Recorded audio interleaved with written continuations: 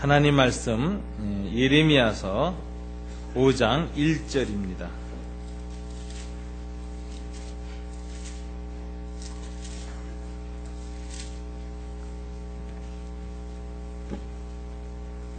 구약 성경 1057쪽입니다. 예레미야서 5장 1절. 요즘 저희들이 묵상하고 있는 구약 본문입니다. 우리 다 함께 한 절이기 때문에 교독하도록 하겠습니다. 너희는 예루살렘 거리로 빨리 다니며 그 넓은 거리에서 찾아보고 알라. 너희가 만일 정의를 행하며 진리를 구하는 자를 한 사람이라도 찾으면 내가 이 성읍을 용서하리라. 아멘. 다시 한번 기도하겠습니다. 하나님 아버지 감사합니다. 오늘 5월달 가정의 달 둘째 주일을 맞이하면서 저희들이 주님 앞에 엎드렸습니다. 우리 가정의 중보자가 끊어지고 교회의 중보자가 끊어지고 민족의 중보자가 끊어지며 가정과 교회와 우리 사회가 혼탁해졌습니다. 하나님 이 공동체를 회복하기 위해서 제일 중요한 것은 먼저 주님 앞에 회복을 위한 기도를 아뢰는 일입니다. 오늘 저희들이 이 말씀을 통해서 주님 앞에 다시 한번 중보자로 쓸 수 있도록 축복해 주시옵소서. 예수님 이름으로 기도드립니다. 아멘. 오늘 본문에 나타난 선지자 예레미야는 일반적으로 구약학자들이 BC 8세기 선지자다 이렇게 부르는 선지자입니다. 6세기 선지자입니다. BC 6세기 선지자. 주로 예레미야는 BC 627년에서부터 580년 사이 약 40년간 남유대 지역의 선지자로 활동을 하였고 유대의 왕조의 마지막 선지자였습니다. 예레미야의 예언활동 끄트머리에 이 남이스라엘 유다는 바벨론의 침공을 받아 멸망당하는 비극적 최후를 맞이하게 되었습니다.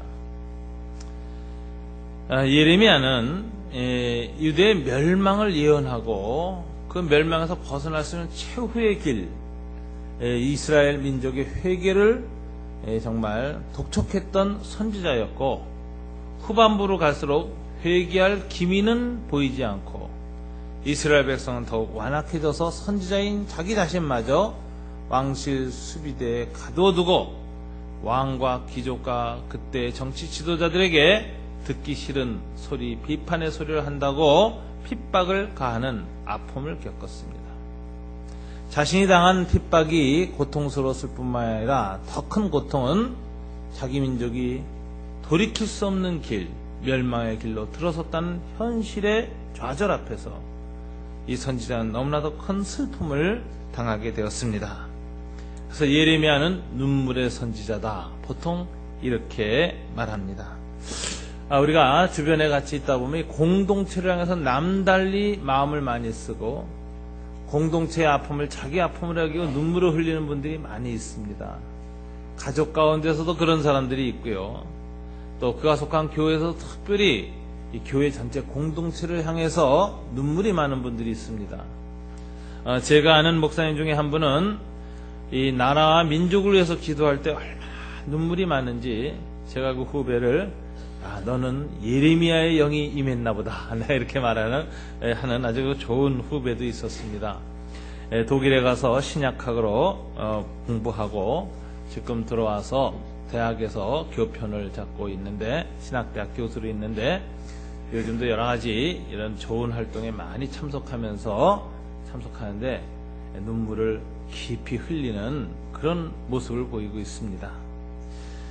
예레미야는 눈물의 선지자였습니다. 눈물의 선지자라는 것은 그만큼 아픔, 하나님의 마음, 자기 공동체를 향한 공감성이 풍부한 그런 사람이었다는 것을 알 수가 있습니다. 오늘 본문도 이 예레미야의 눈물을 하나님이 보시면서 그럼에도 불구하고 이스라엘이 왜 멸망당하는가 하는 그 이유를 하나님이 설명해 주고 있는 내용입니다. 아마 예레미야서 5장 1절은 예레미야서 전체를 관통하는 기절입니다. 가장 중심 기절 중에 하나인데 단 하나, 이유는 이스라엘의 의인이었기 때문에 멸망한다는 메시지가 오늘 본문에 나오고 있습니다. 5장 1절을 보십시오. 너희는 예루살렘 거리로 빨리 다니며 그 넓은 거리에서 찾아보고 알라. 하나님 뭘 알으라고 했습니까? 철저히 예루살렘 거리에서 사람들을 하나하나 만나서 인터뷰하고 확인해보고 체크해보고 나서 깨닫게 된 사실이 있을 것이다. 그건 뭐냐? 너희가 만일 정의를 행하며 진리를 구하는 자를 한 사람이라도 찾으면 내가 이 성읍을 용서하리라. 하나님께서 예루살렘을 향한 심판을 예고하시면서 너희가 만일 지금이라도 정의를 행하고 진리를 구하는 사람을 한 사람이라도 찾게 된다면 내가 이 성의 죄를 용서하겠다라고 주님 말씀하시는 것입니다. 슬프게도 이스라엘의 역사 속에서 이 한 사람이 없었습니다. 이 한 사람이 없었습니다. 그래서 이스라엘은 멸망을 당합니다. 이 남유다의 멸망의 원인은 뭐냐? 한마디로 한 사람의 의인도 주님 앞에서 찾아보기 힘든 아주 총체적인 부패에 있었다라는 것입니다. 이 부패가 얼마나 심한지 오늘 예레미야서 5장에 하나님이 놀라고 아니 이렇게 썩을 수 있을까 하고 귀괴하게 여겼다라는 표현이 나와요. 하나님이 충격받고 놀랄 정도로 이스라엘이 부패한다, 썩었다라는 것입니다. 하나님이 어떻게 이런 말씀하시냐? 5장 30절부터 31절에 나옵니다. 5장 30절 31절 다 같이 한번 읽어볼까요? 이 땅에 무섭고 놀라운 일이 있도다. 선지자들은 계속 읽겠습니다. 거짓을 예언하며 제사장들은 자기 권력으로 다스리며 내 백성은 그것을 좋게 여기니 마지막에는 너희가 어찌 하려느냐. 하나님이 무섭고 놀라울 정도의 충격받은 일이 세 가지가 있다라고 말하고 있습니다. 첫째, 선지자들은 어떻게 해요? 거짓을 예언합니다. 선지자가 타락해요. 선지자는 자기 말을 하면 안 됩니다. 하나님이 전하러 가신 말씀만 그대로 전해야 합니다. 선지자의 기본 직책은 하나님 나라의 왕실 대변인입니다. 이스라엘의 진정한 왕이신 여호와 하나님의 말씀을 받아 그것을 외치는 것이 선지자의 직분입니다. 하나님의 뜻을 알려야 됩니다. 그런데 거짓 선지자들이 나옵니다. 이 사람들은 하나님의 음성을 듣질 않습니다. 하나님의 음성에 귀를 기울일 줄을 모릅니다. 하나님의 말씀으로 말면 감화, 감동이 없습니다. 울림과 떨림이 그 내면에 없는 메마른 자들입니다. 그런데 이들이 선지자 노릇을 계속하려니 자기 말을 하게 되는 것입니다. 하나님의 말씀 없이 자기의 생각, 자기가 생각한 하나님에 대한 생각을 끊임없이 말하는데 이것은 거짓을 예언하는 것이다.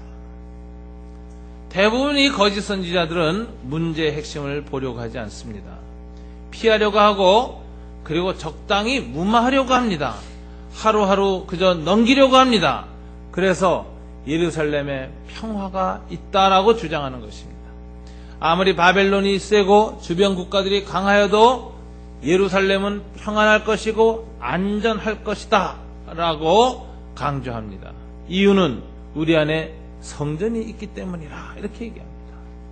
하나님의 성전이 여기에 있고 하나님의 왕궁이 여기 있는데 만군의 여호와 온 세계를 다스리는 여호와께서 아무리 우리가 부패했다 한들 자기 왕궁까지 무너뜨리면서 우리를 멸망시킬 것이냐?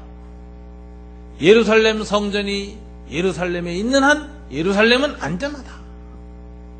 마치 성전을 부적을 사용하듯이 생각하면서 성전이 있다는 것 때문에 우리는 안전하다라는 거짓 예언을 했습니다. 하나님은 성전이 중요하지 않습니다. 예배당의 크기나 예배당의 외형 조금도 중요하지 않습니다. 이스라엘 백성의 종교적인 의식 하나님은 조금도 중요하지 않습니다. 하나님이 구하신 것은 뭐냐? 하나님께 드린 종교적인 의식이나 예배보다도 더 중요한 것은 하나님의 공의를 실현하는 것입니다. 이사야 선지자는 그래서 뭐라고 말했느냐면은 제발 이 성전 문 좀 내게 닫아달라 하고 이사야에게 외쳐요. 내가 이 성전에 와서 예배드리는 사람들 때문에 진저리가 난다. 이렇게 얘기를 해요. 끔찍하다. 왜냐하면 와서 많이 수양, 수염소, 숫소 잡아서 예배를 드리는데 그들의 손에 사람의 피가 가득하다. 이렇게 얘기해요. 예배는 잘 드리고 기도는 잘하고 금식도 잘하는데 일상생활 속에서 정의를 행하지 않는다. 불의로 말미암아 죽어가는 사람들한테 무책임하고 그 불의에 가담하고 있고 불의를 못 본 척하고 그리고 수많은 사람들이 죽어나가는데 나와는 상관없다는 듯이 살아가면서 주일날 올라와서 예배만 잘 드리는 그 예배가 내가 너무 싫다, 가증하다, 내가 짐승의 피냄새에 질렸노라 그러면서 누가 나를 위하여 이 성전 문을 닫아줄 거라고 했습니다. 그래서 이사야 때까지는 주님 문만 닫아달라고 했어요. 예레미야 때 와서는 주님이 이제 지겨워져서 끔찍해져서 이제 깨박치기로 결심하신 겁니다. 이 성전을 파괴해버리겠다. 그래서 유명한 성전 설교가 있죠. 예레미야서의 가장 핵심적인 사건인데 하나님이 하루는 예레미야한테 큰 돌 항아리를 들고 성전 문 앞에 가 있으라 그래요. 예레미야가 돌 항아리를 들고 갔습니다. 어떡할까요? 그랬더니 성전에서 예배를 거창하게 드리고 난 왕과 왕실 제후들이 있었습니다. 이들이 주변에 바벨론이라는 국가의 안보 위기가 다가오니까 다 성전에 가서 간절히 하나님께 이스라엘의 평안과 안보를 위한 기도를 시작했습니다. 그리고 딱 나올 때 그 앞에서 어떻게 하라 그러냐면 그 돌 항아리 들고 간 놈을 팍 깨라 그랬어요. 예레미야가 그 말을 듣고 성전 앞에서 동아리를 팍 깹니다. 그러니까 성전 왕실 호위대나 성전 시위대 같은 사람들이 다 일어나서 이게 무슨 짓이냐? 왕과 제후들이 예배드리고 나는 그 앞에다 항아리를 팍 깨트려 버렸어요.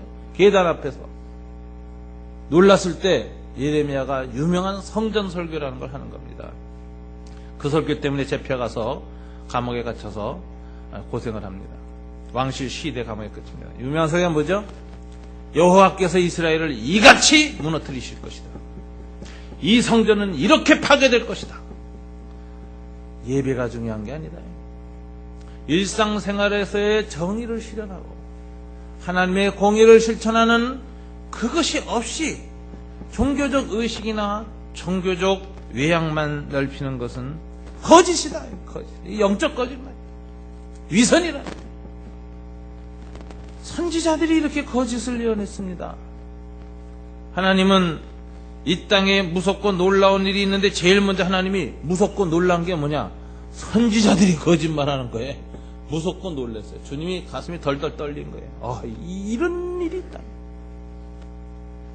오늘날에도 목회자들이 하나님의 말씀을 전할 때 교우들의 입맛에 맞춰서 교우들이 원하는 메시지만 계속 전할 때 이것은 거짓말입니다.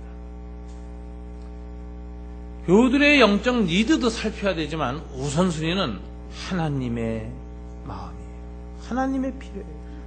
사람들의 필요보다는 하나님의 필요를 먼저 하고 공동체의 요구보다는 하나님의 요구에 먼저 부응하여 주님이 전하라는 말씀을 가감없이 전달할 때 선지자적 메시지가 교회에서 살아나는 것인데 교회가 교인들의 아부하고 교회가 세상에 아부하고 그래서 마땅히 전해야 될 하나님의 말씀을 전하지 않고 적당히 지나가는 것은 거짓을 예언하는 것이다. 주님은 거짓이라고 말합니다. 이 선지자들은 이 당시에 이렇게 거짓을 예언했습니다. 오늘의 한국교회 강단이 거짓을 예언하지 않는가 우리는 살펴봐야 될 것입니다. 너무나 사람들의 마음을 혹하게 하는 메시지를 줍니다. 교회에 나오면은 축복을 받는다라는 메시지가 아마 대부분일 겁니다. 물론 교회에 나오면 축복을 받습니다. 그러나 가장 중요한 것은 신앙적인 축복입니다. 하나님과 이웃을 사랑하는 마음을 얻게 된다는 게 큰 축복입니다. 근데 그것을 강조하지 않고 무엇을 강조합니까? 교회 나오면 병 고치고 교회 나오면 사업이 잘 되고 교회에 나오면 무병장수한다. 이거는 옛날부터 혹세 무민하는 그런 사교들이 가장 많이 썼던 전도 방식입니다. 오늘 한국교회가 교인들의 마음속에 숨어있는 무의식적인 그 욕구를 강화시켜주고 거기에 맞춰서 메시지를 전하고 그렇게 해서 사람들로 하여금 와서 막연한 기대를 갖게 하고 그리고 마음의 평안을 얻게 하는 걸 목표로 하는 이런 위안적 종교가 될 때 이것은 거짓을 이어나는 것입니다. 하나님은 목회자들로 하여금 좋은 말씀과 나쁜 말씀 다 가감하지 말고 있는 그대로 정확하게 말하라고 한 것입니다. 한국교회도 한국사회에서 예언자적 기능을 하려면 한국사회의 문제에 대해서 잘못된 것, 지적해야 될 것, 하나님 앞에 어긋난 것을 가감없이 전파해야 됩니다. 사람들이 듣기 싫어해도 전화해야 합니다. 스데반 집사님을 보십시오. 당대의 유대인들의 죄악을 지적하고 성전 체제의 거짓을 드러내면서 성전이라고 하지만 이 성전 때문에 이스라엘이 망하지 않았느냐라고 하면서 설교했을 때 당대의 바리새인들과 성전 경배자들이 그 소리가 듣기 싫어서 어떻게 했습니까? 가슴을 찌르니 귀를 틀어막고 돌을 던져서 스데반 집사를 때려 죽였습니다. 상대방이 못 견뎌서 귀를 틀어막을 정도로 그들의 양심과 영혼의 폐부를 깊숙이 찌르는 날카로운 선지자적 발언, 이것이 오늘 한국교회가 회복해야 할 부분입니다.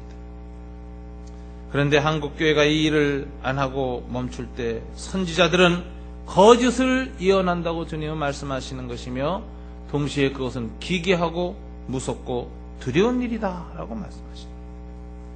두 번째, 제사장들은 자기 권력으로 다스리며, 제사장은 원래 성김의 직분입니다. 성김의 직분은 권력을 가지고 다른 사람들을 짓눌러서는 안 됩니다. 그런데 제사장들이 섬기는 사역을 하지 않고 권력으로 백성들을 짓누른다라는 것입니다. 이것이 또한 이스라엘 앞에서 무섭고 놀라운 일이라고 주님이 말씀하셨습니다. 오늘날 모든 권력은 하나님께로부터 나오며 그 권력이 나오는 통로는 백성들에 의해서 주어지고 그리고 법률에 의해서 제한을 받습니다.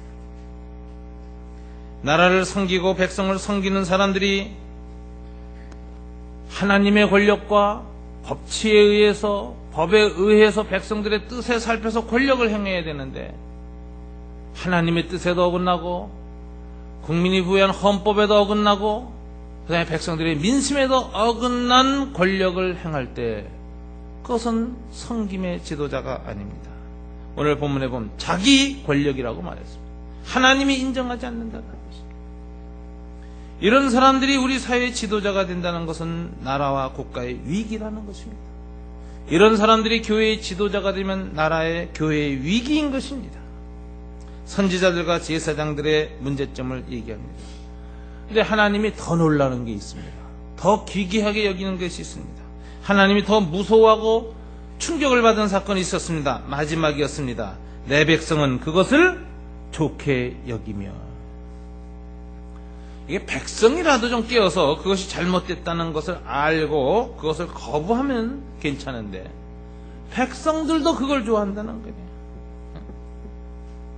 그래서 선지자와 제사장 같은 이런 지도자들 뿐만이 아니라 이스라엘의 백성들조차도 다 타락해서 그걸 좋아해가지고 서로 상보상조하면서 악이 총체적인 악순환으로 지금 돌아가고 있다.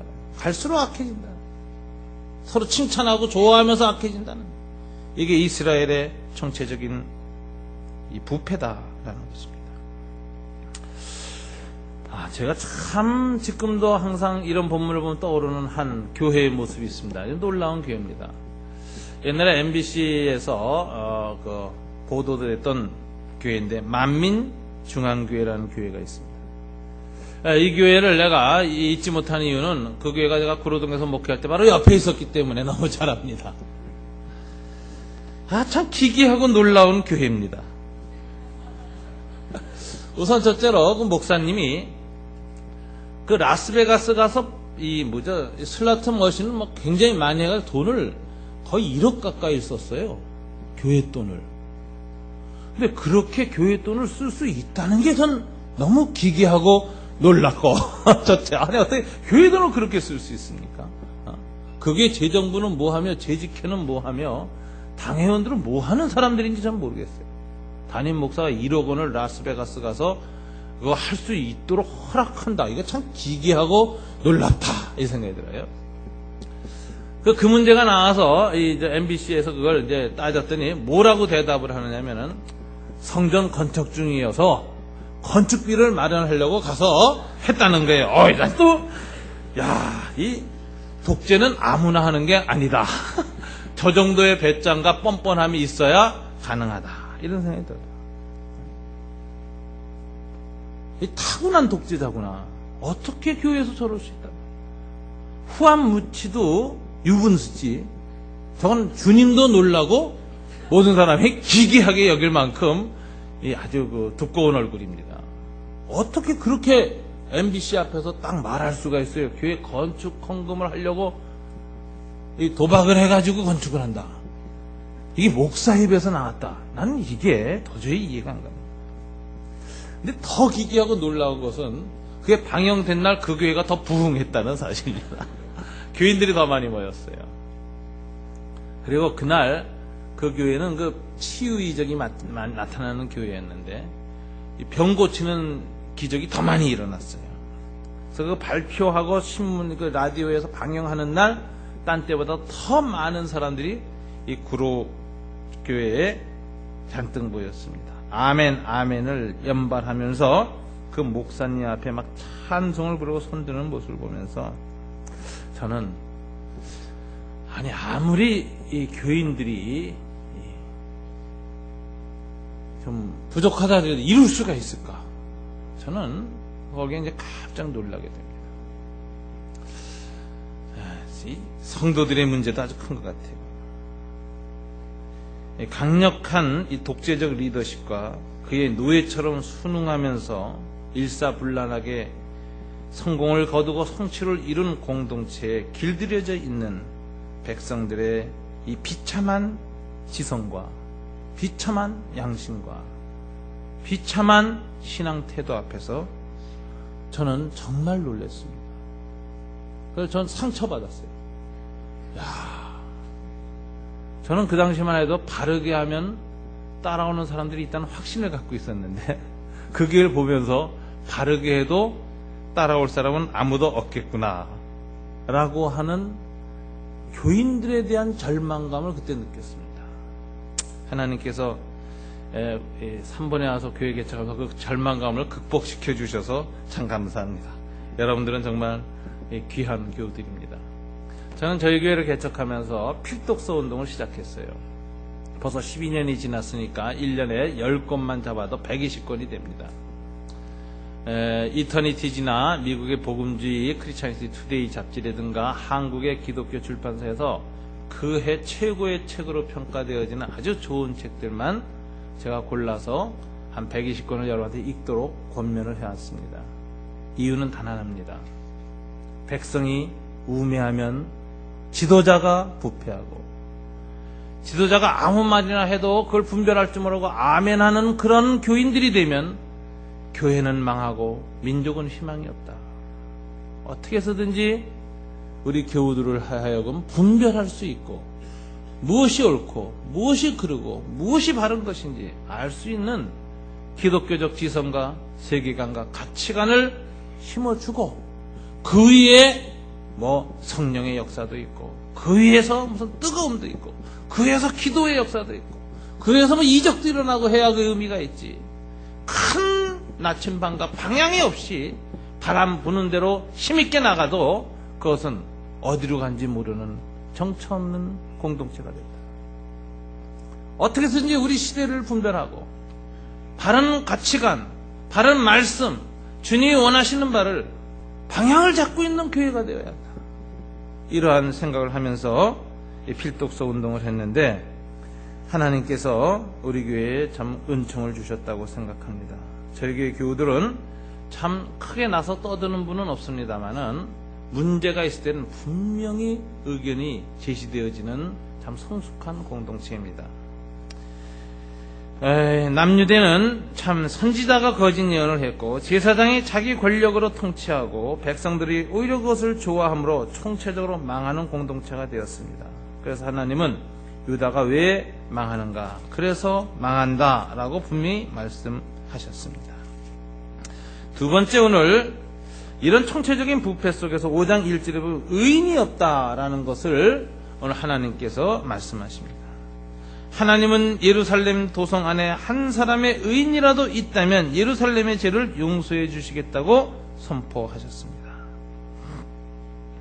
이 한 사람의 의인이란 단어와 연관되는 건 뭐냐? 창세기 18장 16절부터 33절에 나오는 아브라함의 기도입니다. 이때 하나님께서 이 아브라함에게 뭐라고 말씀하시느냐? 이 당시 하나님이 소돔과 고모라가 죄악이 너무 관영해서 소돔과 고모라를 심판하러 가시는 중에 3명의 천사의 모습으로 가시죠. 근데 2명은 천사고 1명은 하나님 자신이셨습니다. 그래서 이 하나님이 천사의 모습으로 나타난 것을 일반 천사는 구별해서 데오파니 엔젤이라고 불러요. 신현하신 천사. 하나님이 천사의 모습으로 온 천사라는 거죠. 그래서 그런 천사는 항상 영어로 정관사 더가 붙어 있어요. The Angel of the Lord라 그래요.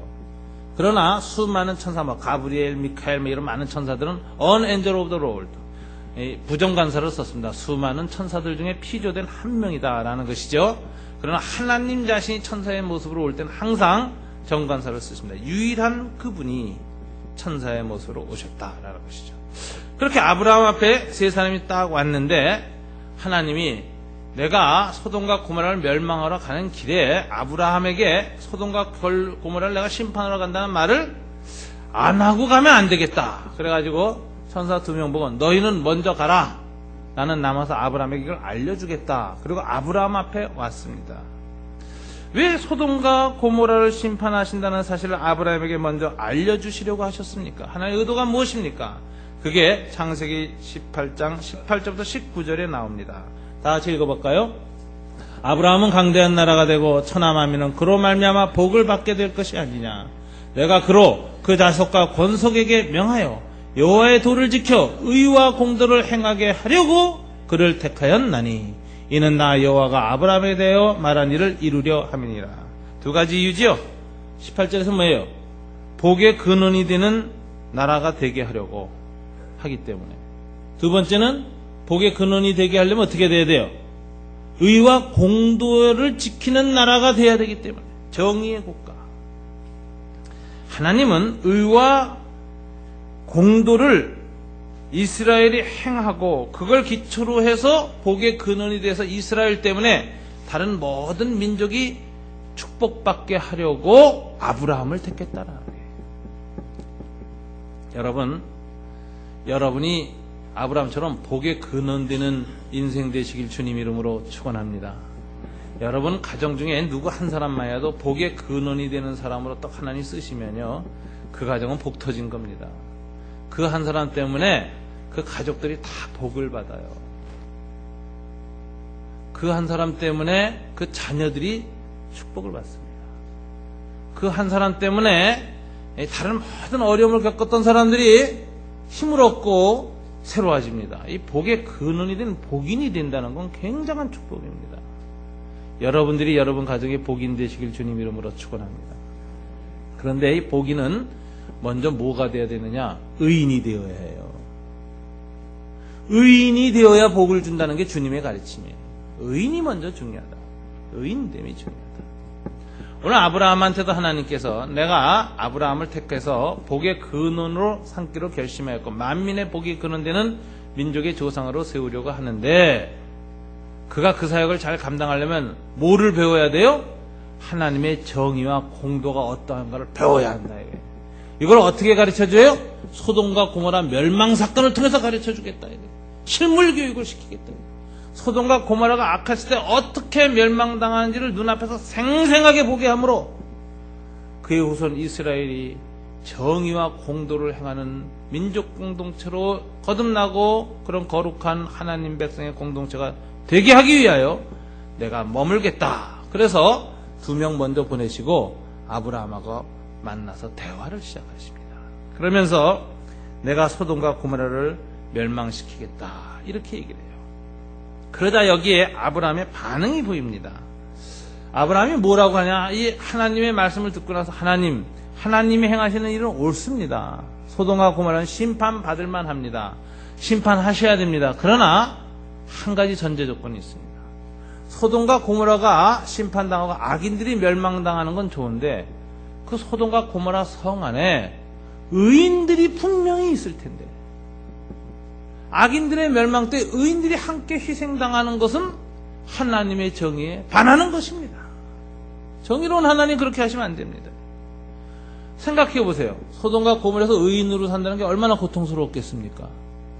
불의한 사람들한테 얼마나 핍박을 많이 받았겠습니까? 생전에도 의롭게 살려다가 불의한 세력 앞에서 고생하고 별별 어려움을 다 겪었는데 마지막에도 뭐예요? 그 불의한 놈들 때문에 함께 다 불태워서 죽임을 당한다. 의인의 가족과 자녀들까지 다 학살을 당한다. 이게 어떻게 가능한 일입니까? 이거는 안 됩니다. 그 요청을 하는 거예요. 아브라함이. 하나님이 공의로 소돔과 고모라를 심판하시는 건 옳지만 공의를 시행할 때 그 과정에서도 공의로워야 합니다. 희생자가 나와서는 안 됩니다. 이거 하나님 앞에 아브라함이 따지고 묻습니다.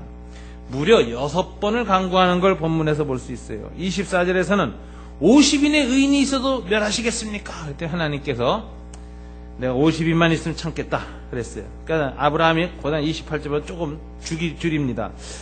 45인 있어도 주님 멸하시겠습니까? 내가 봐주지. 주님 40인이요. 그래 뭐 50인이나 45인이나 40인 그래 봐준다. 조금 담대해졌습니다. 그 다음에 네 번째는 30인이요 그럽니다. 그러니까 주님이 그것도 봐주지. 그러니까 31째 가서 주님 20인이 있다면 어떻겠습니까? 그러니까 그래 주님 논리에 말려 들어가는 겁니다. 아브라함의 논리에 계속 말려 들어가서 그래 20인이어도 내가 그 사람들 희생시키면서 멸할 수는 없지. 그랬더니 아브라함이 마지막에 이제 최후에 이건 이제 아브라함이 요 정도는 있겠지 생각한 것 같아요.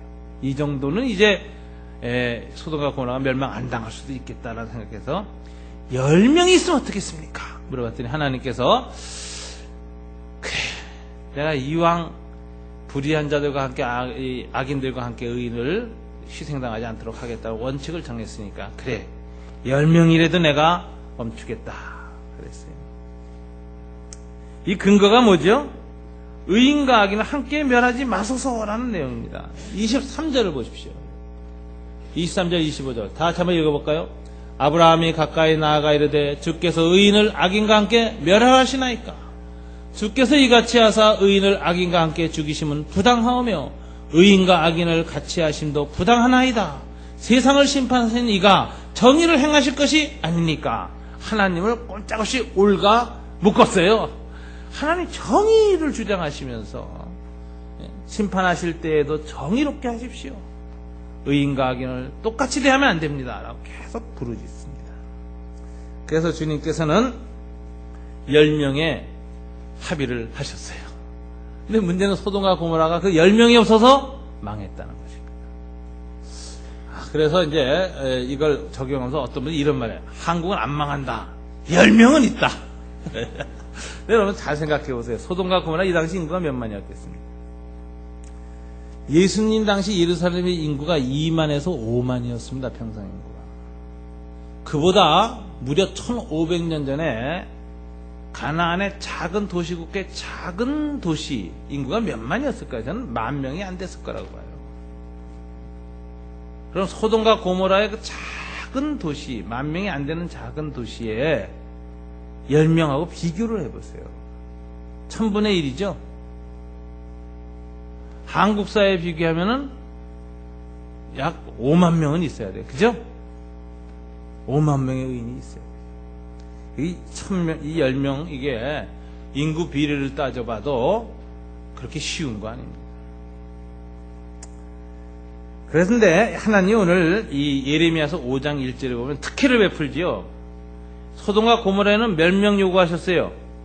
1만 명도 안 되는 작은 도시에 10명 요구하셨어요. 그런데 예루살렘은 이 당시 상당히 그래도 인구가 한 2만 명 이상 되는 도시였을 텐데 의인 몇 명만 있으면 사겠다고 하셨어요? 한 명이 있으면. 이거 특혜죠. 소돔과 고모라보다는 이스라엘을 훨씬 봐주는 겁니다. 내가 이스라엘에는 의인 한 명만 있어도 사하겠다. 더 많은 긍휼로 자기 백성을 대하셨습니다. 그런데 역사는 이 이스라엘이 한 명의 의인이 없어서 멸망한다라는 거예요. 하나님께서 기괴하고 놀랍게 여기실 정도로 이렇게 철저하게 이 공동체가 썩었다라는 것입니다. 오늘날 공동체 구원의 근거를 우리가 생각해 볼 때 이 본문을 놓고 보면 두 가지가 우리에게 필요하다라는 것이 생각됩니다. 첫째는 의인이 되는 게 필요해요. 주님은 의인의 강구에 귀를 기울이십니다. 주님은 첫째 여러분이 기도를 안 하셔도 의인이 되기로 애써서 의인의 그 숫자에 들어가게만, 우리나라 치면 약 한 4만 명이라고 쳐봅시다. 최소한 4만 명의 반열 안에 들어가는 그리스도인들만 나와도 주님은 이 민족을 기회를 주신다. 회개할 기회를 주시고 돌이킬 기회를 주신다. 그래서 민족을 구원하는 일에 가장 중요한 게 뭐냐? 그리스도인들이 의롭게 사는 거예요. 여러분이 의롭게 살기로 결심하고 의를 지향하고 의인이 되려고 애쓸 때 하나님이 축복도 주시는 것이고 공동체를 붙잡아 주시는 겁니다.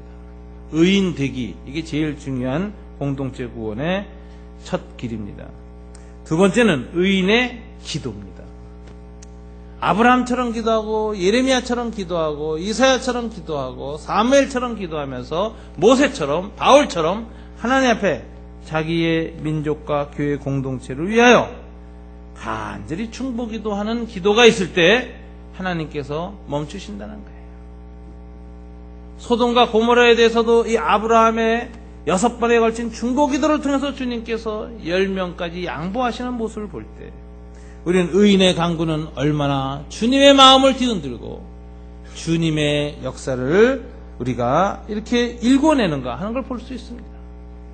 그래서 여러분들이 가정에서 하나님을 잘 모르는 가족들이 있고 또 욕심대로 사는 사람들이 많아도 한 사람만이라도 의인의 삶을 살려고 날마다 몸부림치시면서 가족들을 위한 중보기도를 하면 하나님이 그 가정을 돌보시고 그 가정에 은혜를 베푸시고 그 가정에 울타리가 되어주시는 것입니다.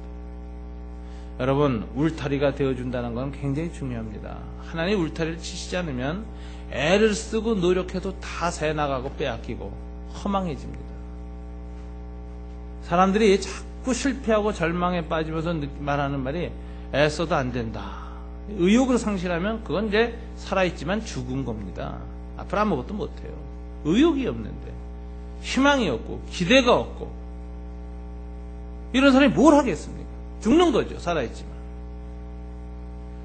그런 일이 언제 일어나느냐? 하나님이 울타리가 되지 않냐 하실 때 일어나는 현상입니다. 근데 하나님이 여러분과 우리들의 삶에 울타리가 되어주시면 풍랑이 오고 우리가 노력한 것이 다 날아갈 수밖에 없는 그런 재앙이나 환난이 왔을 때도 이상하게 하나님이 보호하는 사람들에게는 노력의 열매를 거두게 하신다.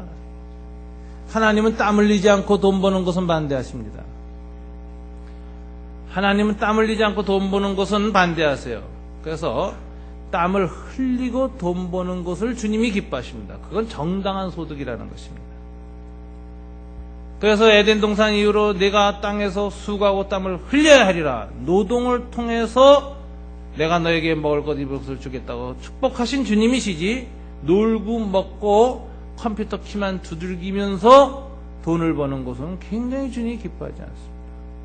그것도 정신노동이니까 쳐주십시오 그럴 수 있겠지만 이 노동의 근본적인 것은 육체를 통해서는 정신과 육체가 통합된 것을 진정한 성경적 노동이라고 부르는 것입니다. 그래서 사이버 스페이스에서 돈 버는 것이 아니라 아날로그 스페이스에서 돈을 벌어야 됩니다.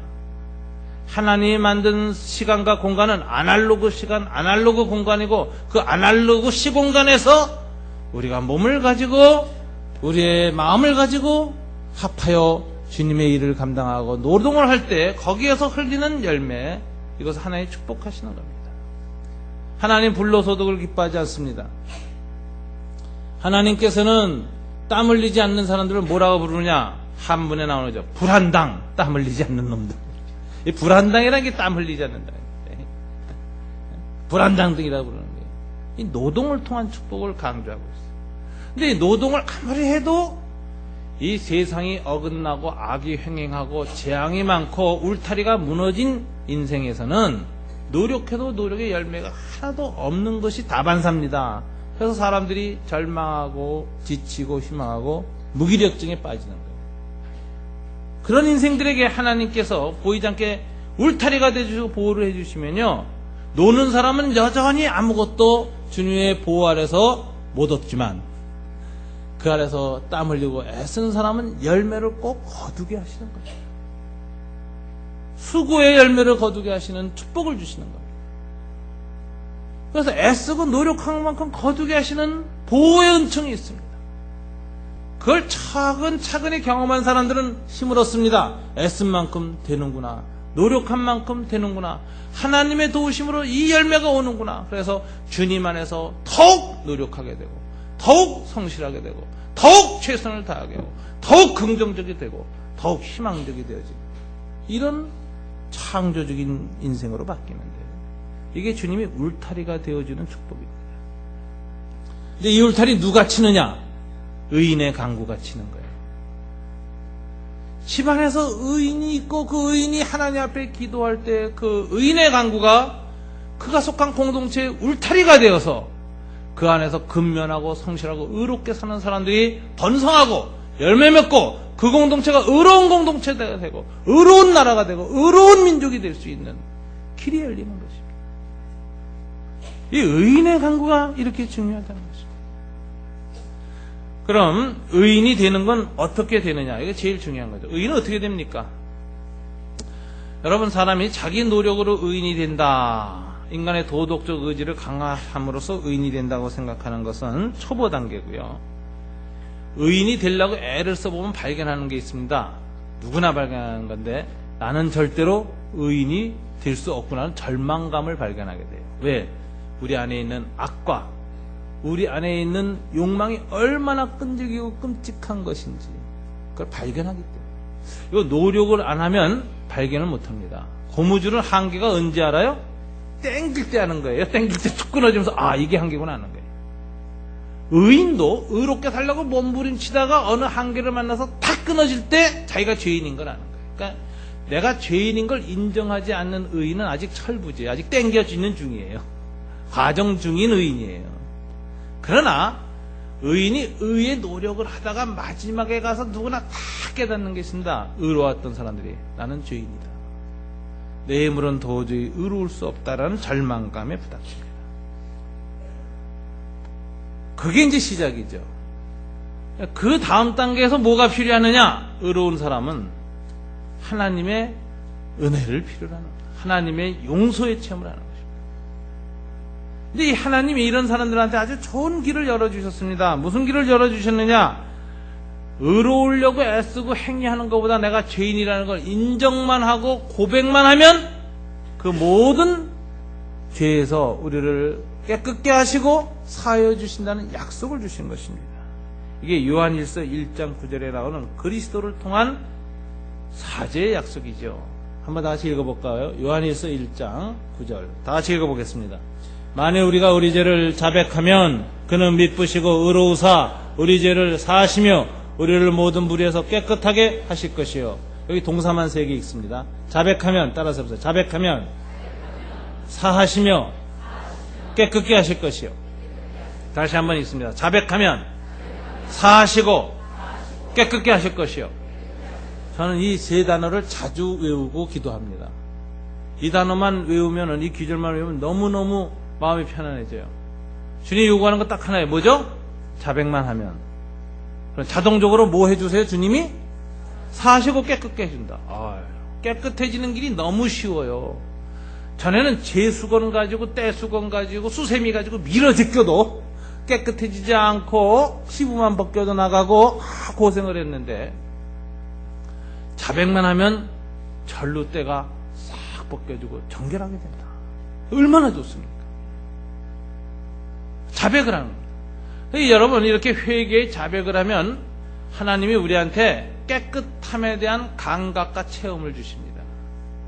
여러분, 정결에 이르는 길에 제일 좋은 것이 이 깨끗한 감각을 계속 반복하는 거예요. 여러분, 죄 지었고 그 다음날 또 죄 짓습니다. 똑같은 죄 또 죄. 아니, 한 번 회개하고 영원히 그 죄를 다시 안 짓는 그런 불굴의 인간은 제가 만나본 적이 없어요. 만나본 적이 없어요. 어떤 성자도 그제 자서전을 보니까 다 어제 범한 죄 회개받고 그 다음날 또 하더라고. 반복해요, 반복해. 다 해요. 그런데 뭐가 다르냐? 날마다 그 저녁 때 그날의 죄를 또 씻는 거예요. 문제는 뭐냐면은 자꾸 씻음을 반복하다 보면 정결 의식이 생겨요. 정결 감각이 생겨요. 그럼 깨끗하게 씻는 것이 얼마나 좋고 홀감하고 기쁘고 평안한 것인가를 느끼기 시작해요. 애들도 보세요. 어렸을 때부터 양치질하고 이빨을 하고 얼굴 탁 닦고 손발 닦고 딱 잠자는 버릇을 들여야 얘들 어떻게 됩니까? 하루 종일 어저께 하지 말라는 짓 또 하고 또 하고 해서 그날 계속 더러워졌지만 매일 저녁에 씻김을 당하면서 무슨 생각이 드냐면, 아, 더러운 채로 그냥 잠들고 사는 거는 힘들고 고통스러운 거고 불편하고 요걸 좀 씻고 닦고 이러고 자면 너무너무 좋구나. 애들이요, 잠옷 입고 깨끗하게 씻고 빨간 손과 발을 갖고 와서 와 있는 모습을 보면 그 애들이 얼마나 얼굴에 평안하고 행복함이 있습니까? 그걸 계속 강화시켜주는 거예요. 그걸 하루 10, 100, 1000, 10,000번을 하다 보면 아이들이 무슨 생각이냐면 정결 감각이 생겨요. 이게 얼마나 행복하고 기쁜지를 알아요. 그러면 어떻게 됩니까? 그 다음날 정결감이 생기니까 덜 묻힐까요? 더 묻힐까요? 덜 묻힙니다. 깨끗함을 아는 자가 깨끗함을 유지해요. 그래서 정결에 대한 영적인 감각 근육이 발달해요. 정결 그 근육이.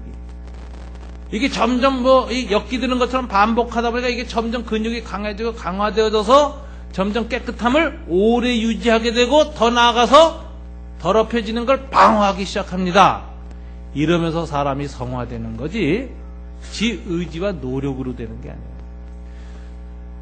거룩한 의지와 노력은 깨끗함을 자주 체험하면서 나오는 것입니다. 여러분. 그래서 날마다 자백하면 깨끗게 하시고 사해 주신다는 이 사죄에 대한 체험을 반복하고 주님 안에서 정결해지는 그 기쁨을 누리고 그 시간을 자꾸 길어져 나가면서 하루 24시간 정결을 향한 근육이 강화되어지고 점점 더 정결한 삶을 살게 되는 것이고 죄를 짓고 더러움을 묻히는 것을 싫어하는 영적 민감성이 회복되는 겁니다. 이게 강화되는 사람이 의인의 삶을 살기 시작해요. 그러니까 은혜로 출발해서 은혜로 말미암아 강하여져서 은혜로 정결해집니다. 이게 의인이 되는 길이에요. 그래서 의인이 되는 길이 쉬워요. 여러분 몸부림치고 애쓰지 마세요. 날마다 씻기만 잘하세요.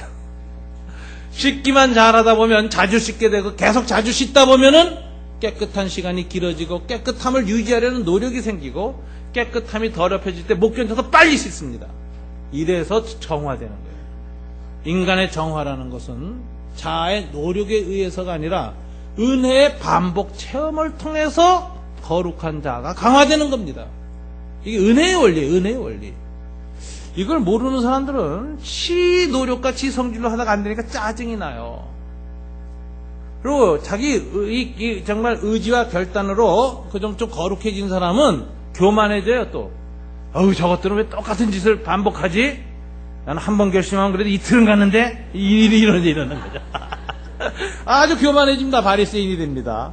그러나 내 의지와 내 인격의 자아로 거룩해지는 게 아니라 날마다 주님의 은혜로 씻김받아서 그걸 반복하는 과정에서 은혜의 능력으로 거룩해진 사람은 하나님, 나도 똑같은 죄인인데 은혜로 이것을 극복하고 덜 죄를 짓습니다. 저 사람도 계속해서 주님의 은혜 아래서 용서받고 사함받고 깨끗해지는 일이 반복되게 해주십시오. 이렇게 기도하게 되니까 긍휼히 바라보게 되어지고 그 사람의 의지의 약함이나 도덕적 자아가 약한 것을 야단치는 바리새적 율법주의적 정죄를 행하지 않고 긍휼히 여기고 그 사람에게도 성령의 은혜가 부어지기를 손얹어 기도하는 중보자가 되는 것입니다. 율법주의적 의인은 결코 중보기도 하지 않습니다. 율법주의적인 의인은 남을 비난만 합니다. 그러나 은혜로 의로움을 체험한 사람은 은혜의 비밀을 알았기 때문에 남들에게도 그 은혜가 임하도록 중보기도하는 사람이 됩니다. 이게 다른 거예요. 의인의 간구는 역사하는 힘이 큽니다. 야고보서 5장 13절부터 12절 보면 의인의 간구의 예로 엘리야를 들었는데 이거 한번 좀 보겠습니다. 야고보서 5장 13절부터 18절 우리 함께 한 절씩 읽어나가겠습니다.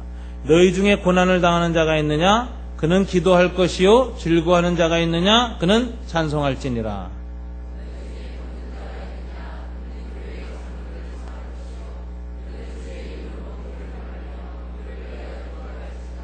믿음의 기도는 병든 자를 구원하리니 주께서 그를 일으키시리라. 혹시 죄를 범하였을지라도 사하심을 받으리라. 그 다음에요 16절 여러분 읽으세요.